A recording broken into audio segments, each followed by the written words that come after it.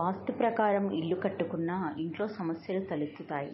అందుకు ఇంటి వాస్తు కంటే ఇంట్లోని వారి మనసులోని వాస్తు సరిగ్గా ఉండాలి. మాట్లాడితే సమస్యలు ఎన్నెన్నో, మౌనంగా ఉంటే అర్థం సముద్రమంతా. క్షణముకు యుగంగా మారడం అంటే ఇదే. నీ మౌనమే అందుకు కారణం. పిచ్చిది ఈ మనసు, నీ కోసం పరితపిస్తూనే ఉంటుంది. మనసు పుస్తకంలో కొన్ని పేజీలు తిప్పి చూస్తే కొన్ని బాధాకరమైన క్షణాలను తలుచుకుని ఏడవాలో, ముగిసిపోయిన అధ్యాయమని సంతోషించాలో. చీకటి అయ్యిందంటే మన నీడే మనతో ఉండదు. అలాంటిది ఈ బంధాలు ఉంటాయా? ఎవరికి ఎవరు లేరు.